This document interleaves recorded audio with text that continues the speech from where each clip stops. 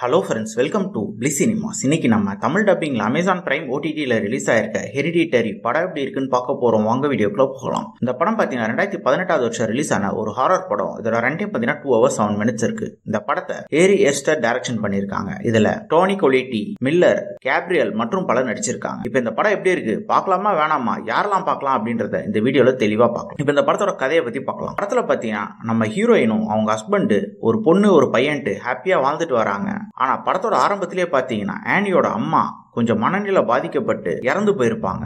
அதுல இருந்தா படம் ஸ்டார்ட் ஆகுது. அவங்க இறந்து கொஞ்ச நாள்லயே பாத்தீங்கன்னா இந்த வீட்டுல இருக்க மத்த எல்லாருக்குமே ஒரு சில அமானுஷ விஷயங்கள் ஏற்படுது. அது என்ன, அதே மாதிரி பாத்தீங்கன்னா அவங்களோட கடைசி பொண்ணுக்கு, அதாவது ஆனியோட கடைசி பொண்ணு ரிசர்வ் டைப்பா தான் இருப்பாங்க. யாருக்கூடயுமே பெருசா மிங்கிள் ஆக மாட்டாங்க. அவங்கள மிங்கிள் பண்ண இவங்களும் ட்ரை பண்றாங்க, ஆனா முடியல. அவங்களுக்கு ஒரு சில அமானுஷ விஷயங்கள் பயங்கரமா நடக்க ஆரம்பிக்குது. அது என்ன, கடைசியில என்னதான் ஆச்சு அப்படின்றது தான் இந்த படத்தோட முழு கதையே. இப்ப இந்த படத்தோட பாசிட்டிவ் நெகட்டிவ் பத்தி பார்க்கலாம். இந்த படத்தோட மிகப்பெரிய பாசிட்டிவ் பத்தி ஸ்டோரி பிளாட் தான். இது ஒரு ஹாரர் படம்னாலும் படத்துல ஃபுல்லாவே ஹாரர் காட்டாம படத்தை ஆரம்பத்துல இருந்து எண்ட் வரைக்குமே ஒரு நல்ல ஸ்டோரியோட கடைசியில ஹாரரா முடிச்சிருக்குது. பார்க்கறதுக்கு நல்லாவே இருந்தது. பெர்ஃபார்மன்ஸ் வைஸ் பார்க்கும்போது படத்துல நடிச்சிருக்க எல்லாருமே ஒரு சூப்பரான பெர்ஃபார்மன்ஸே கொடுத்திருந்தாலும் நம்ம ஹீரோயின் ஒரு அல்டிமேட்டான பெர்ஃபார்மன்ஸ் கொடுத்திருக்காங்க. படத்தையே ஹோல்ட் பண்றாங்க. கேரக்டர் ரைட்டிங்கா இருக்கட்டும், முக்கியமான கேரக்டர் எல்லாத்தையுமே தரமா எழுதி எடுத்திருக்காங்க. குறிப்பா ஹீரோயின் கேரக்டர் சொல்லி ஆகும். அதுக்கேற்ற மாதிரி அவங்க பெர்ஃபார்மன்ஸ்லயும் பிச்சு உதறி இருக்காங்க. ஸ்கிரீன் பிளே ஆல்ரெடி நான் சொன்ன மாதிரி ஸ்டார்டிங்ல இருந்து எண்ட் வரைக்குமே பயங்கர ஸ்லோவா தான் போகுது படம். அதாவது குறிப்பா கிட்டத்தட்ட ஒரு மணி நேரம் தாண்டியே படம் வந்து ஸ்லோ அண்ட் ஸ்டெடியா தான் போகுது. ஒரு நல்ல ஸ்டோரியோட